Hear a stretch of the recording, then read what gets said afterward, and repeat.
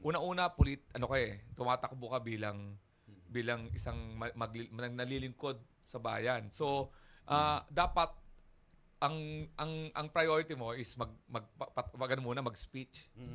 Hindi dapat nakapatawa tapos konting sustansya. Binaligtad niya doon sa workshop, yung workshop ng ginagawa namin, dapat nga ang pinaka-burden sa komedyante dahil inaasahan sila na magpatawa yung doon sa mga speech mo, wala nga masyadong burden sa'yo dahil insert lang ang joke. Ang ginawa niya kasi, naging material niya yung isang bagay na yun yung halos yung wala pa siyang sinasabing sustansya, meaning, bawa itong tapos Plataforma ko, gano'n. ito, susundot ka lang dapat ng comedy para alam nila na pag natawa sila, alam naman nilang, hindi naman talaga ito nagpapatawa Natawa tayo dun dahil nagulat sila sa joke Ang ginawa niya sinabuhay niya yung parang comedy kagad yung tapos nagmaterial pa siya ng medyo sensitive yun. Kailangan may kutob ka, may pulso ka rin May pulso ka rin. At sa panahon ngayon, ang pinakamahirap, Papo Julius, is pag nag-perform ka, hindi lang yung harap ng taong nag-perform ka ngayon. May video na. Oo nga May resibo, kumbaga. Kaya kahit delikado. naiintindihan ko siya na sinabi niya na nagtatawanan yung mga tao doon.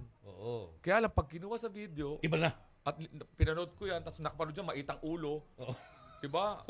Single mom siya. Sabihin na natin yung mga topic. Single mom siya, o kaya gay siya, o kaya tinatamaan siya. Diba? Mataba siya. Naparod yun sa isang maitang ulo niya. Reklamo kita. Kasi nung panahon na yun, nag-perform siya. In fairness, lahat kami mga komedyante, ang pinakamahiayaw namin sa lahat yung nagbe-video. Kasi pag nasa bar tayo, may tinatawag na rhythm, momentum. May pagkakaunawaan tayo sa kwarto na yun, nung gabi na yun.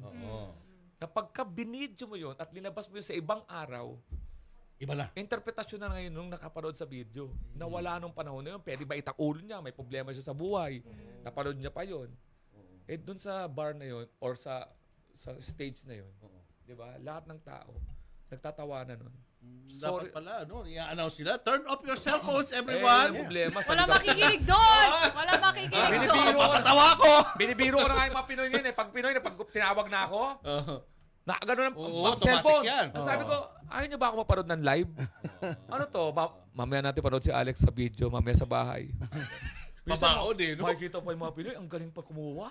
May mga paning pa Paning. Talagang alam mo, i-upload talaga May mga pa ganun, alam mo, i-edit May mga may mga galing sa mesa, gumaganon pa Hindi ka wala di-distract pag gano'n habang nagpapatawa ka, nakikita mo siya gumagano. Hindi, nadidistract talaga. Ang Pinoy, kahit pag-usapan mo na, harap-harapan, nag-video ka, gaganon pa talaga sa'yo